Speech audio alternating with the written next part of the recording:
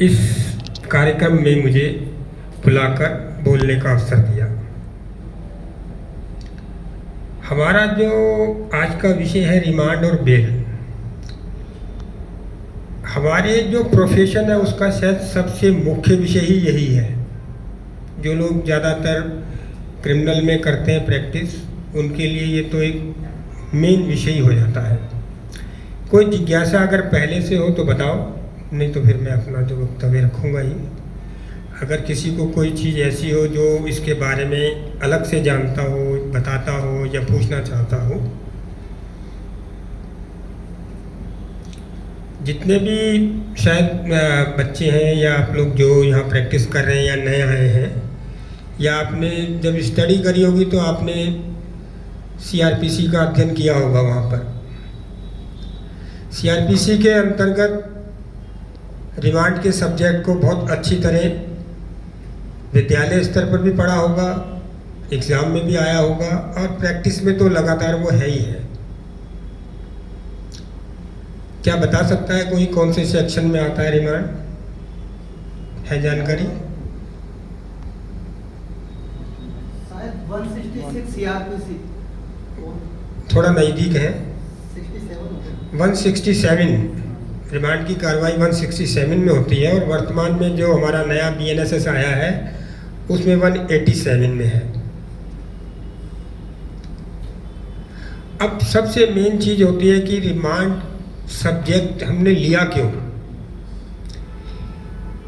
मैं देख रहा हूँ, क्योंकि मैं प्रोसिक्यूशन से भी हूँ, मैं देख रहा हूँ कि हमारे यहाँ जो रिमांड आते हैं, रिमांड से तात्पर्य है कोई मुकदमा कायम हुआ, पुलिस ने किसी व्यक्ति को पकड़ा, तो उसको 24 आवर्स के अंदर मजिस्ट्रेट के सामने प्रस्तुत करना अनिवार्य हो जाता है। अब मोस्टली क्या रह जाता है, देखा गया है, पहले क्या होता था, कोई रिमांड आता था तो जो पुराने अधिवक्ता हमारे हैं वो सब देखते होंगे, रिमांड के समय वो अपने एक्यूज की तरफ से जाकर रिमांड पर खड़े होते थे। मैं पिछले कई समय से देख रहा हूँ कि जो एडीआर सेंटर है, इसके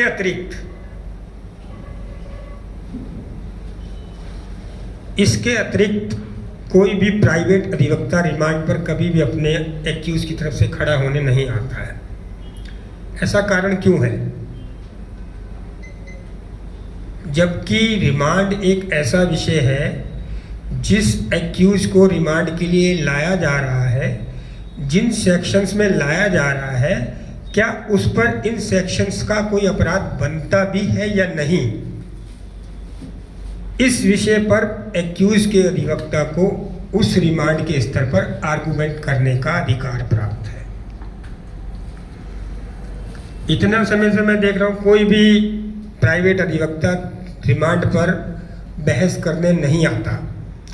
मान लीजिए कि वो आपको पढ़ने से लग रहा है कि उसका रिमांड बन रहा है, फिर भी अपनी बात को कहने के लिए आना चाहिए। जिस तरह आप बेल पर बहस करते हैं आकर के, उसी तरह रिमांड के समय भी आपको आना चाहिए। कारण बताता हूँ एक छोटी सी चीज़ के साथ। एक व्यक्ति जिसको पुलिस ने पकड़ा, उसके पास से मोटरसाइकिल बरामद हुई। मोटरसाइकिल बरामद होने के बाद पुलिस उसे ले गई कस्टडी में, उससे पूछताछ करी। उसने कहा मैंने और भी मोटरसाइकिलें चुराई हैं, मैं चल के बरामद करा सकता हूँ। वो पुलिस को साथ में ले गया और एक जगह छिपा कर रखी हुई 4 मोटरसाइकिल उसने और बरामद करा दी, 3, 4, 5 या 8 जो भी XYZ। अब पुलिस ने क्या किया, उसका रिमांड लिया 379, 411, 111 में 111 हो जाता है सेशन ट्रायल। अब कोई रिमांड पर गया ही नहीं, आर्गू किया ही नहीं, तो 111 लग के रिमांड हो गया उसका अलाव। लेकिन क्या 111 बनती है? इस विषय को देखने के लिए ही प्राइवेट अधिवक्ता को अपने एक्यूज के लिए आर्गू करना है। अब 111 कैसे बनेगी और कैसे नहीं बनेगी ये पढ़ने का विषय है, लेकिन फिर भी बता देता हूँ। 111 लगाने का तात्पर्य है, ये नहीं है कि उससे 8 मोटरसाइकिल, 7 मोटरसाइकिल या 6 मिल गई तो 111 लग गई। 111 क्या कह के आती है? 111 कहती है कि पिछले 10 वर्ष के अंदर उसके ऊपर कोई अन्य मुकदमा कायम हुआ हो। अब वहाँ पर आता है आर्गुमेंट कि साहब जो 8 मोटरसाइकिल पकड़ी है इसमें से 5 पे FIR दर्ज है। तो वो 5 पे जो FIR दर्ज है वो अरेस्टिंग किसी में नहीं है पहले। तो जब अरेस्टिंग नहीं है तो 111 बनेगी नहीं। कम से कम पिछले 10 साल के अंदर उसकी अरेस्टिंग किसी अन्य मामले में हुई हो और उस पर आरोप निर्धारित किया जा चुका हो। लेकिन यहाँ नहीं कर रहे हैं तो मेरे पास सेशन ट्रायल में आ रही हैं फाइलें और हम पढ़ते हैं तो हमें लगता है यार 111 तो हमें ही लगता है कि नहीं बन रही, हम जबकि प्रोसिक्यूशन से हैं। हम तो कुछ कह नहीं सकते साहब हटा दो, कहना तो प्राइवेट अधिवक्ता को ही है अपने क्लाइंट के लिए। हमारे लिए तो अगर आरोप बन रहा है बनाइए, एविडेंस कराएंगे, एविडेंस में छूटेगा तो सजा की बात का विषय है। लेकिन मेरा कहने का तात्पर्य है कि रिमांड को ईजिली नहीं लेना चाहिए। वार्ड को कहने का आपको पता है, आपके पास कोई पार्टी आती है कि साहब मेरे भाई को, मेरे बेटे को, मेरे चाचा को, मेरे किसी को पकड़ लिया है और पुलिस वो रिमांड के लिए लेकर के आ रही है, तो आप तुरंत कहिए या तो FIR डाउनलोड कीजिए, ना हो तो जब रिमांड के लिए FIR आती है वहाँ FIR पढ़िए, उसके इंग्रेडिएंट्स को देखिए। क्या आपको लगता है कि जिस चीज़ में रिमांड लेने आए हैं वो सही है या गलत है? सही लग रहा है तब भी छोटा सा आर्गूमेंट कीजिए क्लाइंट को दिखाने के लिए। नहीं लग रहा है, गलत लग रहा है, तो फिर तो खुल के आर्गूमेंट कीजिए कि साहब ये सेक्शन बनता ही नहीं है, और उसके लिए दिखाइए किताब ला करके साहब ये देखिए इसका इंग्रेडिएंट्स ये है, जैसे 111 है इसमें साहब अगले पिछले 10 साल के अंदर इसके ऊपर मुकदमा होना चाहिए। कहाँ है साहब मुकदमा? क्यों 111 बनेगी? ये आज ही पकड़ा, आज ही 4 मुकदमे दिखाएं, ये तो माने ही नहीं जाएंगे कंटिन्यू उसी में 111 में से। तो तात्पर्य कहने का ये है कि रिमांड को लोग इजली जो लेते हैं, इजली मत लीजिए। आपके लिए वो एक बहुत अच्छा विषय भी है, आपके लिए एक अच्छा कार्य करने का, सीखने का जरिया भी है। यहीं से सीढ़ी है पहली, मान के चलिए एक पैर इस पर रखेंगे, पहली सीढ़ी है, आगे तक पूरे मुकदमे में इसका बेनिफिट मिलेगा, क्योंकि यहाँ से आपने पढ़ना शुरू कर दिया उस चीज़ को। इसी तरह अब आप जैसे कोई दूसरा विषय मान लीजिए, रिमांड में अन्य कोई चीज़ आ जाती है। एक रिमांड होता है कि 167 में लिया, 24 आवर्स के अंदर प्रस्तुत किया, रिमांड ले लिया, हो गया। सेकेंडली क्या होता है कि कुछ मैटर्स ऐसे हैं जिनमें 60 दिन के लिए रिमांड अवधि होती है, जिसमें कुछ में 90 डेज की होती है। जो अजमानती अपराध है, हीनियस क्राइम, में 90 दिन का रिमांड होता है और 90 डेज में चार्जशीट आनी होती है। जो हीनियस नहीं है उनमें 60 दिन का रिमांड होता है और 60 दिन के अंदर चार्जशीट आनी होती है। क्या करते हैं हम, 167 का रिमांड हुआ, 14 दिन का रिमांड होता है, हम जाकर गौर नहीं करते हैं।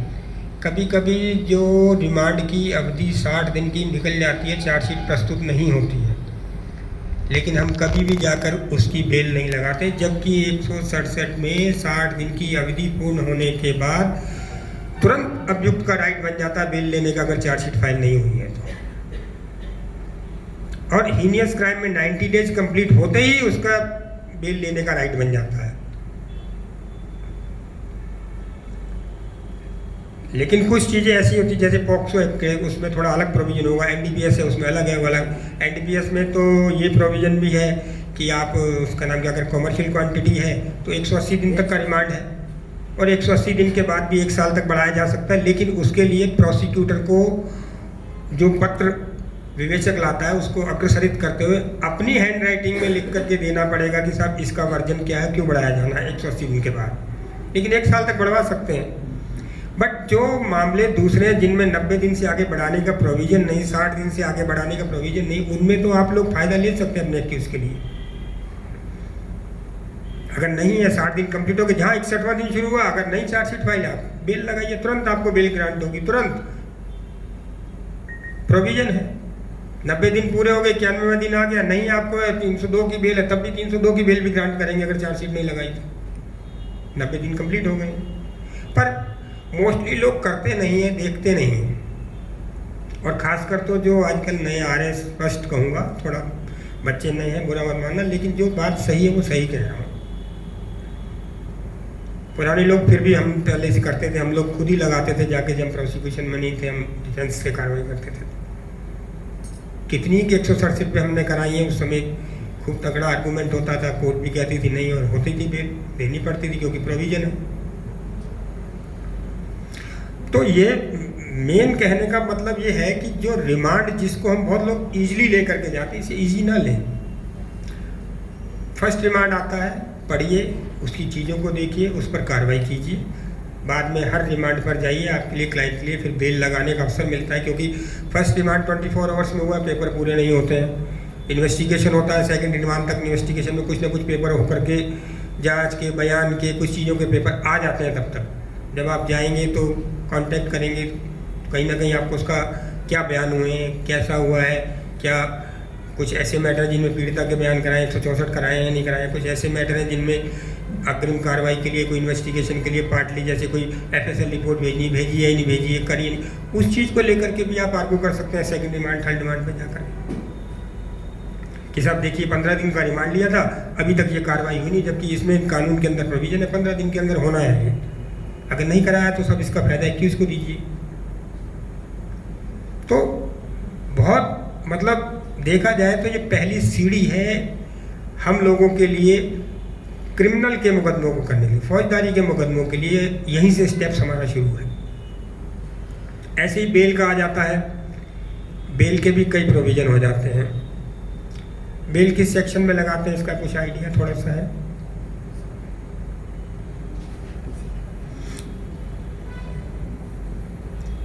बेल जो CRPC में लगती थी वो लगती थी 436, 437, 438, 439 का अंतर्गत। और जो अब इसका नया आया है वो शायद देखना पड़ेगा,